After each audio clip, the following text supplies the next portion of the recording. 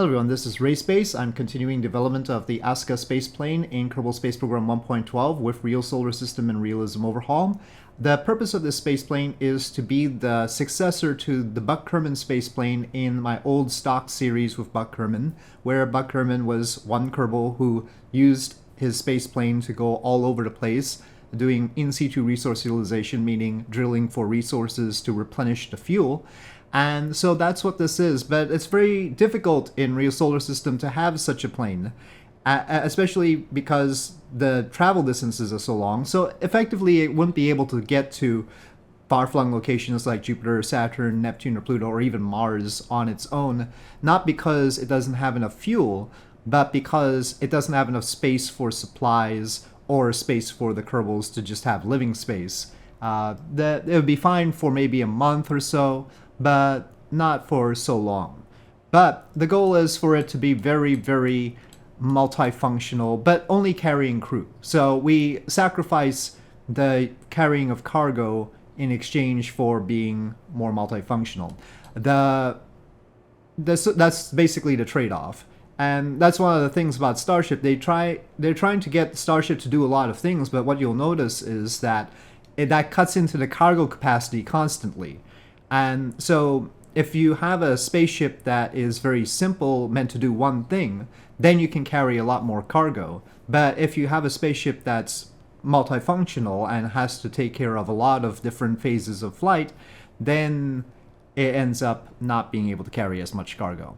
So this is one that doesn't carry much cargo, but it is just meant to carry the crew, and it is multifunctional. It even has ion engines. Actually, they're meant to be pulsed inductive thrusters because those work better with oxygen. And I wanted ones that work with oxygen because I didn't want to carry xenon gas on top of everything else we're carrying. We already tripropellant with methane, oxygen, and hydrogen. So we've got effectively ion engines, pulsed inductive thrusters. And then we have these aerospikes. Aerospikes being very useful for, say, Titan, because Titan has a very thick atmosphere. We're not doing Venus. That one is beyond capable. People generally have to cheat for that. But here we've already demonstrated that we can handle Titan, so that's okay. And these now have the bimodal setup so that they can use either just hydrolox or hydrogen, oxygen, methane. I'll have to see whether they can just use methane and oxygen as well. But right now they're doing 3 methane, hydrogen, and oxygen, and then 2 hydrogen and oxygen. I have replaced the jets with ones that use methane because that improves the density, and it gives me the possibility of adding an actual cargo bay into this, not for cargo but for the radiators, because this does now have a nuclear engine. Not nuclear engine. A nuclear engine would be bad in this case, but it has nuclear reactors to run the drills. The reactors are much smaller than the ones that would be on actual nuclear engine by about a factor of 1,000. So, when you have the nuclear thermal rocket engines like NERVA and all, those are extremely powerful reactors. Those are gigawatt reactors. This is more of a megawatt reactor. So it outputs 200 kilowatts, but I think it would have to run higher than that in order to do that.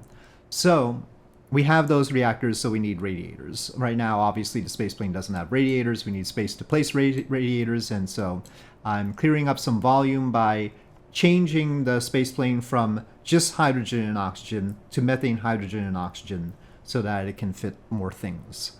And that's the idea. Now, one of the problems with changing it, though, is that it is heavier now, because hydrogen and oxygen is much more efficient than methane, hydrogen, and oxygen, and so you need to carry more fuel in order to do everything if you're using the methane as well. And we saw in the previous video with the spaceplane that it doesn't like to get off the ground with more than 390 tons, and we didn't get to orbit with enough delta V. So we've got those problems, and I don't have a runway long enough. I could make a runway really, really long, but it's probably not a good idea to have the spaceplane try to get off the runway at past the speed of sound. Generally we don't want to go past the speed of sound while still on the runway, so we're not doing that. That's why we have the rocket sled. so that it can be accelerated without trying to take off from a runway, and hopefully that will save us. So, in order to make the rocket sled work with this, though, I have to add ballast, because the rocket sled was created for the Orion carrier plane and its payload, which is 1,300 tons. And right now, even with the heavier payload in here, heavier fuel load in here, we're about 500 tons. So we're looking to weigh it down so that the sled does not go too fast, because if the sled goes too fast, it will just go off the ramp and not be recoverable, and the sled is supposed to be recoverable. So we have weighed it down with these ballast tanks, and we'll see how it goes. I've done some testing already, of course, and it's still not super reliable. It is still a rocket sled in Kerbal Space Program, which is, because of Kerbal's physics, not the most reliable thing. It'd probably be more reliable if I just scaled it down, and I'll think about doing that. But for now, I just wanted the version that I already had, and so we'll take it outside and see how it goes. Alright, I want to preset Smart ASS. It's wiggling a lot. Doesn't make me feel good. I'm not using KOS in this case because we don't know the exact... the KOS needed the exact numbers for the situation with the Orion carrier plane. We don't know the exact numbers here.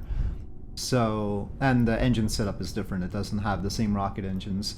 We will try to light some rocket engines, but yeah. But this wobbliness is not super. I'm gonna go with the jet engines right now as well. Running on methane, they're also 30% heavier and have 30% more thrust than the original... Whoops, we've got a lot of lag there. Than the original Asuka Spaceplane or the original Scramjet Aerospike engines.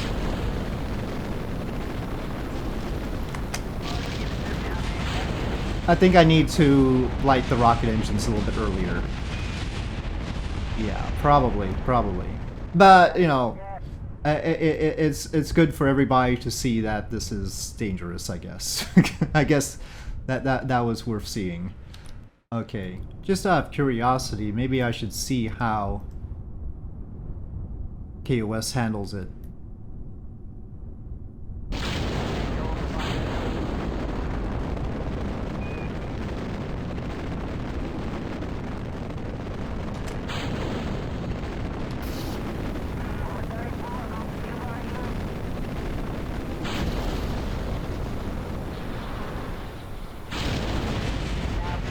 I think we just need a lot more time with the... Oh, okay, and it's pitching up way too much.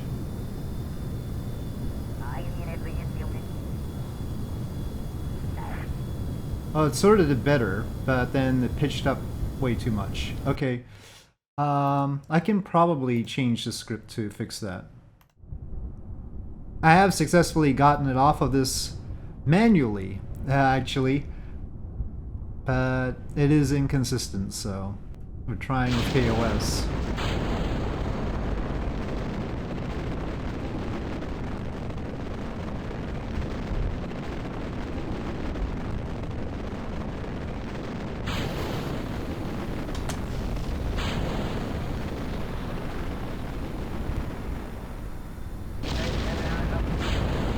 Oh, still too much pitch up.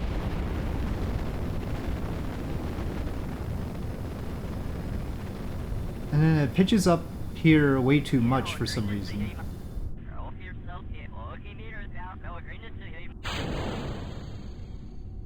Oh.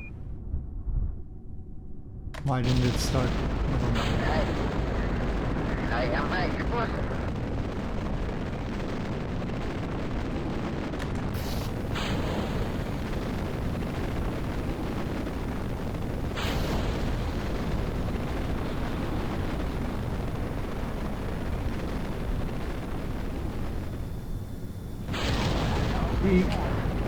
It still hit the tail. Always hits the tail. Oh, now it's also pitched up too much.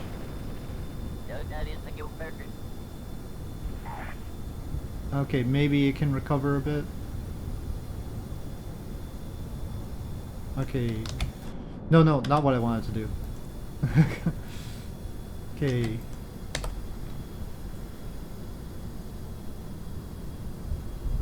Nope, this time I'm trying to get to orbit. Let's do this. Body flap or no body flap. So with the methane engines and the fact that they're bigger and heavier, it gets 30% more thrust, which allows it to fly with the heavier fuel load that we currently have. That is a heck of an angle of attack, though. Being heavier, the wings are no longer the size that they ought to be.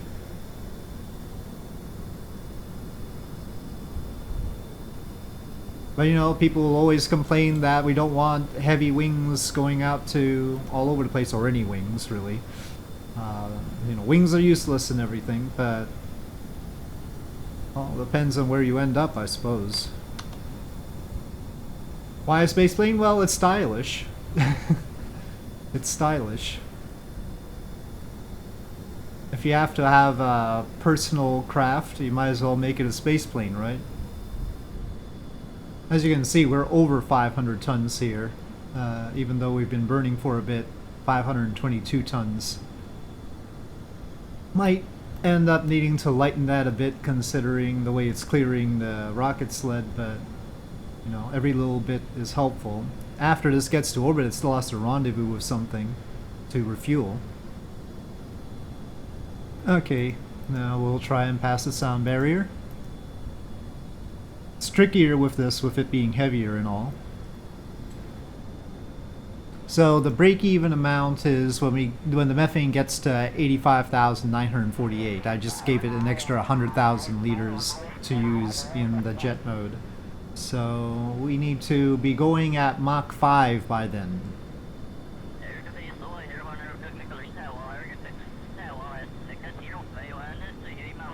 Or as close to Mach 5 as I can get it. After that, it's rocket mode.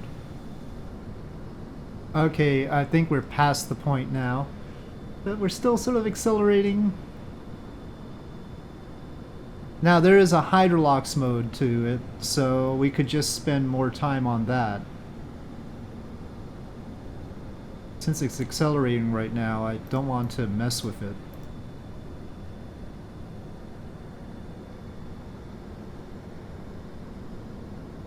But then again, okay, I think it's stopped, so...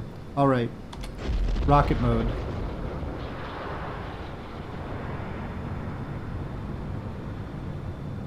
Good job.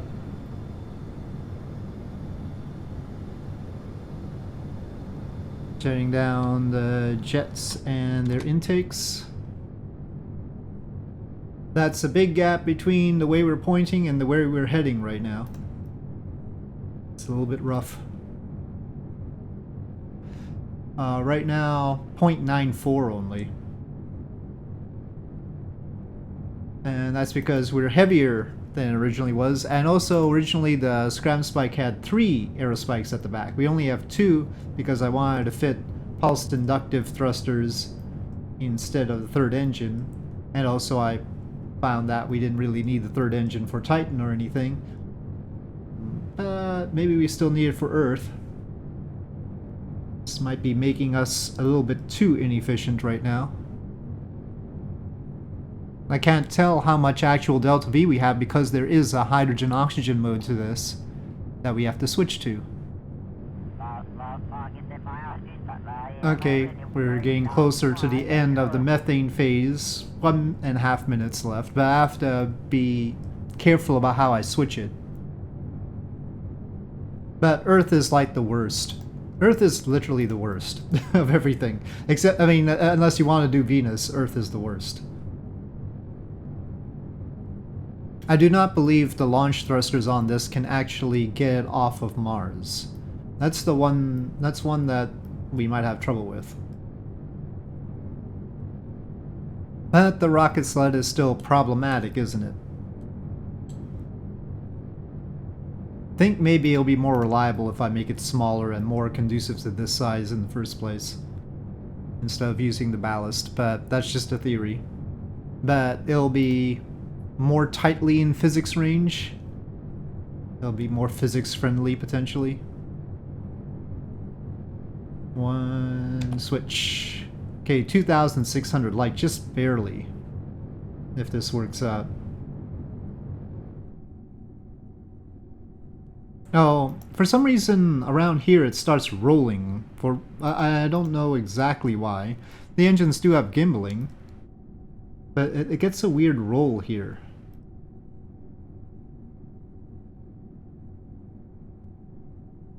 Certainly trying to stop the roll. I can turn on RCS, but I don't think the RCS is more powerful than the engines.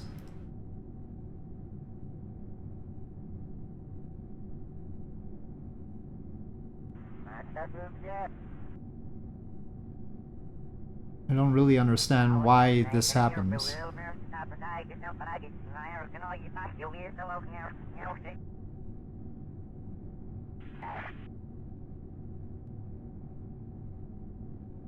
We're in space, so it's not like aero stuff. And if it was something to do with the engines intrinsically, they'd probably do it more earlier. Or at least right when we popped out of the atmosphere, or when there was little atmosphere. Not right now. We should probably get the fuel cell on. It does have reactors, but they're not meant to be used unless it's doing something that uses reactors like the ion engines or the ISRU unit. But yeah, even if I start the thrusters here,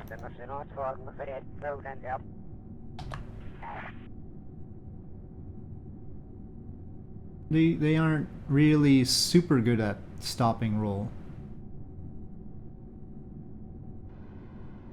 Now if I use the landing thrusters, they will stop the roll, but right now we aren't stopping it. Okay, so oops.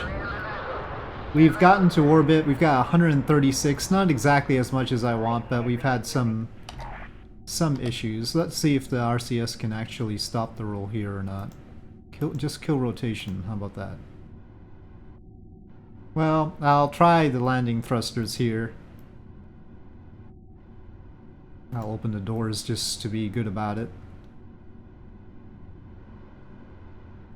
Just to see whether it's a phantom force. So we can stop it with these big thrusters.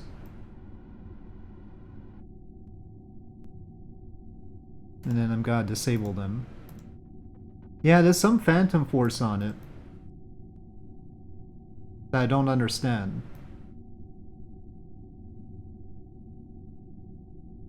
Well, that wouldn't be any good, would it? We don't want it to have a phantom force. Now, I didn't notice this while landing on the moon or anything. So is it because of that? I mean, that's the only thing I've added, I think. That is weird.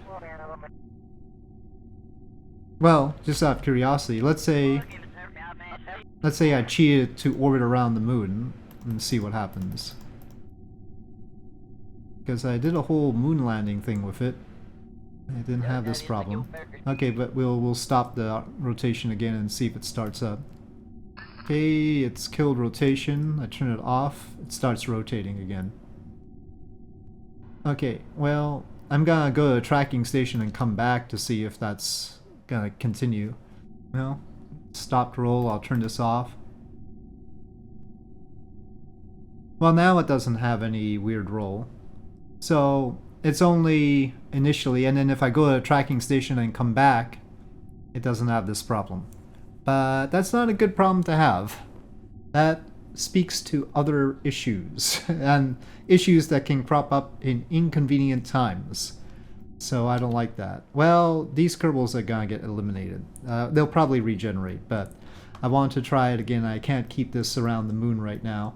I don't want to keep this around the moon right now, so yeah, we're going to revert that. It looks like we have a little bit too much oxygen. Okay, come on, save that body flap.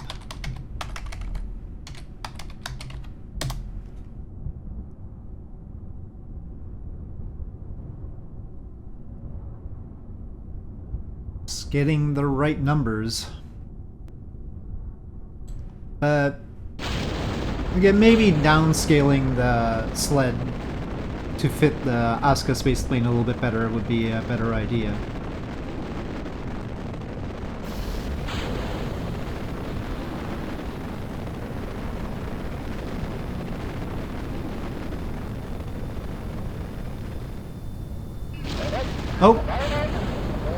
it pitches up way too much there. Why? Why did you pitch up like that?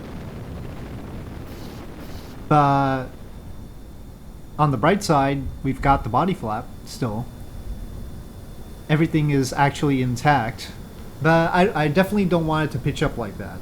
It's interesting that it can pitch up like that and still recover. Well, let's try to get it to orbit again. This time with the body flap, thank you. But still not doing it exactly the way I want it to. Sometimes it's sort of under pitches and smashes into the thing, and sometimes it over pitches. Alright, we're past the speed of sound a little bit early here. But I might as well try to accelerate a bit more. Okay, 20 kilometers, Mach 2.22. And getting ready for ramjet mode. Okay, hitting the ramjet, 22 kilometers. Really, I should have had the big intake still here, the one that's used for the scramjet, because the ramjets were always meant to use that as well. It's just that little doors would open to enable that to feed into the ramjets. Right now, of course, these are really small compared to what the ramjets need. The ramjets, as far as their intake indication in the configuration file, basically say that they create the drag that big intake would entail, so I should probably leave it on. And then I have a door that would close it in the event of entry or re-entry. Okay, Mach 4.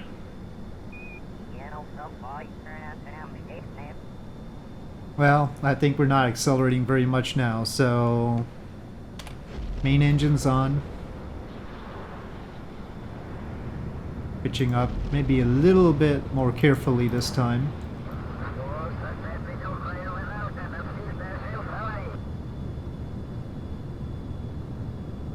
And switching off the jets and their intakes. Intakes closed, right? Yeah.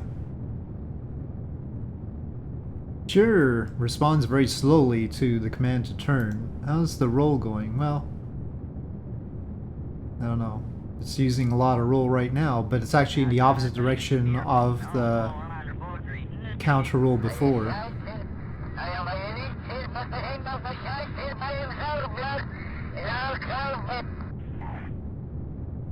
Okay, mode switch. We're a lot tighter this time. I don't think we're gonna quite make it. Yeah, we certainly don't have enough right now. And suddenly at 158 kilometers it begins this roll.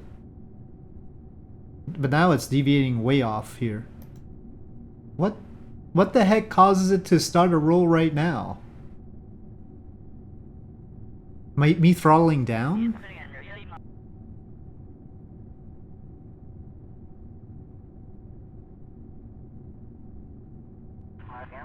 That's very strange. And then of course it rolls even when the engines aren't on, so it just develops this roll.